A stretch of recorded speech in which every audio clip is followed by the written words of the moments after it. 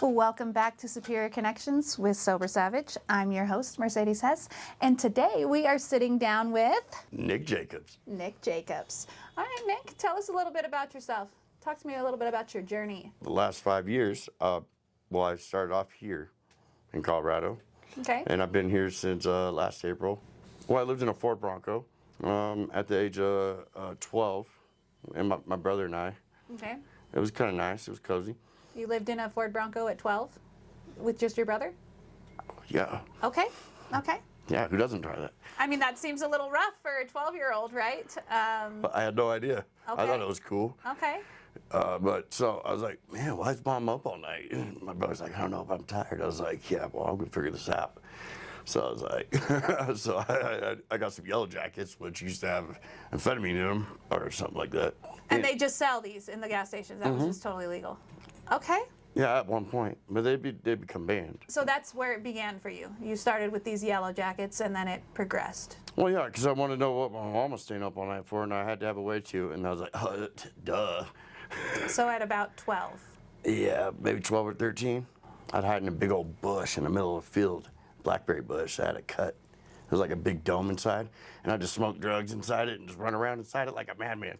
Dude, that's a really hard thing to grow up with. That's a really hard way to grow up. So Well, where's the parental guidance? Come on. I don't think you really had much. So Skateboard. all I'm saying is that while we laugh it off, it is serious, dude. It's a serious situation. Yeah, well, it's kind of like my mom was dying of cancer, like all through high school and stuff, and so my brother and I, we got to watch that go down with nothing we could do.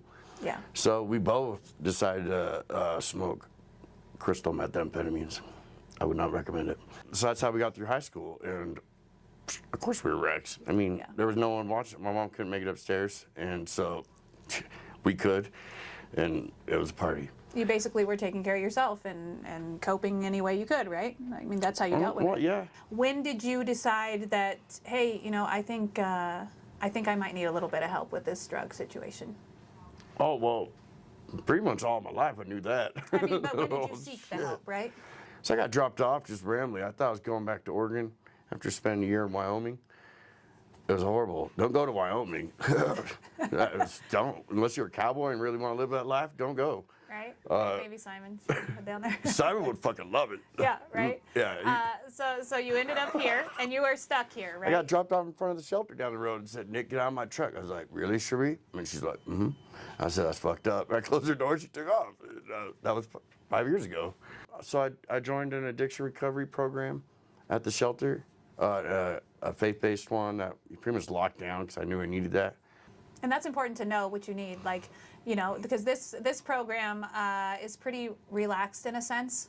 As far as, we give the power to the people to, kind of steer your own recovery. My first true attempt was at the Springs Rescue Mission and an addiction recovery program.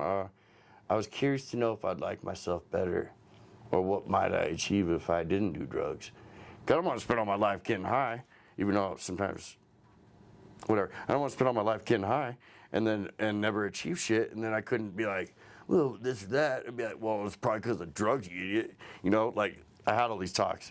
So I was like, plus I was like, man, you don't even know if you'd like yourself better sober. So, and what about your daughter? Like, I mean, she's always in my mind, like, constantly.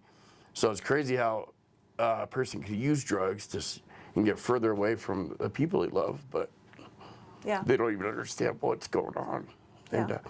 And I'm sorry, I just had jalapenos. It's okay. Right before this interview. Tell them a little bit about how you arrived. So I made it 8 months in that program I talked about, and then I had a random episode. I told myself that time too. I have this thing of telling myself. It's weird, but so then after I left that program, I was like, and stagnant for like a month. But I've been starting to get high more and more. But then I had been walking down the sidewalk, and I was like really down now, and I was like, fuck that place, the Springs Rescue Mission, no offense. Springs Rescue Mission, help however. But anyways, carry on. So I seen this lady outside, and I just peered down the sidewalk. There's like random people out there, kind of like scattered all over. Them, right? So I was like, let's go see what's happening. And there was a group getting ready to start. But then she was like, come talk to me in my office. And so I moved in like that day. Yeah. I went and got $100 at the bank, and bam, I was like, yeah, that's the cheapest deposit ever. And that's it. And that's the craziest thing. So that's probably one of the biggest things that deters people from going to a sober living is the cost of the sober living. So even even at such a low cost for you to move in, then for us to now be doing no cost, dude, we're not asking any money for people to move into our program. You got to go to 2 groups a day. Don't get it twisted. Yeah, I mean 2 groups a day, and so we are asking for you to basically invest in yourself for 2 groups a day, 5 days a week, for however long it takes for you to get on your feet and start, working for yourself. And once you're working, then that kind of shifts. But I think it's a great opportunity to really work on yourself and not have to worry about, well, how am I going to go to all these groups and pay for this rent and not get kicked out? And that's got to be a huge relief. But you didn't stop there, Nick, did you? No, I was definitely a little too wild still. So you ended up leaving here, right? You left here for a while. Yeah, I kicked myself out. Nobody made me. I kicked myself out. A person had told me that that I was a role model to this place, and I said, oh, what? In my mind, because I had been smoking dope every day. I had 2 jobs, but that doesn't mean shit. Yeah. Realistically, if you're smoking dope. Yeah, you were basically, justifying like, hey, I'm working, but I'm still smoking dope. But then being called a role model kind of hit you a little different, right? Well, I use any and every excuse in my mind. I was like, there's no washer and dryer at home, so I'm gonna smoke dope. Like, it would be ridiculous. Like, but I would justify smoking dope over it. I'd be pissed I couldn't do laundry, so I'd go smoke some dope because of it. Well, like, what? and Who does that? it's a good thing we're handling things a little bit differently right now, right? Yeah, so I left for like 9 months, and then I'd oftentimes skateboard down these sidewalks and sell all kinds of random goods to everyone up the house. It's beautiful. Well, there's 30-some people that might have money, and I had random cool stuff. Just a collector. Legitimately. Not like a collector. So you ended up coming back. Yeah, because that wasn't worthwhile. And I would always think about God. I'd share God, little like random things or acts related with God with people. And I realized that I had a way of reaching people that were from the streets that would not want to hear it from nobody. But because I knew them, they would listen or long enough for me to say some stuff. God I feel like put it on me is like, dude, if you really love me, why do you just like share like cool things about me, but like you be getting high doing it? Like, what the fuck? You really love me? Like, that's what it feels like in my heart towards God. And so I was like, yeah, I really love you. It's like, the fucking change, dummy.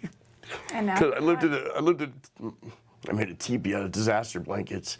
All the tracks. And why disaster blankets? Because my life was a disaster. You know what I love about it is that you always keep your sense of humor. And I think that's why you're able to reach the people that you were able to reach, and you're able to talk to the people that you were able to talk to. Yeah. Because I do know you have a daughter, right? Yes. You do. You have a daughter. Yeah. So where is she now? Oregon. Oregon. The University of Oregon, actually. Okay. How Okay, old is she? so she did grow up.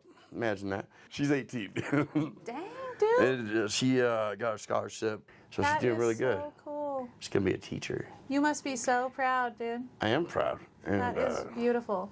That's beautiful. I'm so happy for you, dude. yeah, no, she's like a genius. I was 21 when my daughter was born, and then my mom died like 6 months later, and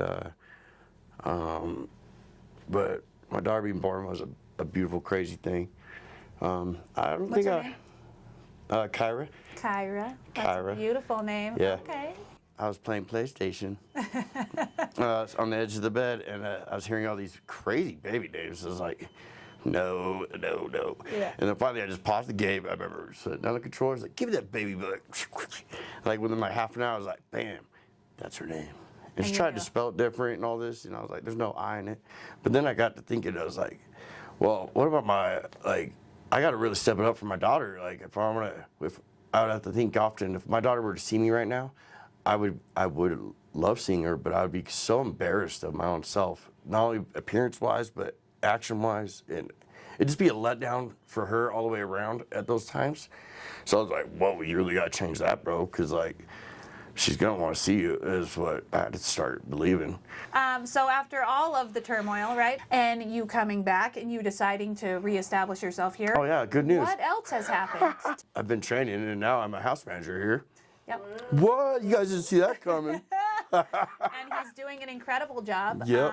You are interning and you are learning the house, running the house, helping people when they need it, and It became more official yesterday when Gene and Joey and I had a talk. By going to these groups, this lady's actually pretty great at these groups. If you guys haven't been there, you should try it. It was good for the soul. Thank you. We do have some good groups, dude. Yeah, making sure. Did you guys hear that? Let's check it. Yeah, Anyways, we do have some good groups, right? We so- learned some things. I would think deep within and like check myself on certain, because you bring up some beautiful things, and if you actually just freaking listen with an open mind and will like analyze yourself or in a positive way, and just dig deep. With the biggest cheerleader rallying beside you, and I always will. Or singing beautiful songs. Yeah, just singing through the halls all day long, dude. Making up It's, funny ones. Yeah, we keep it real family oriented here, and I am super excited to see where you head, dude. Like where you're headed, what you're gonna do.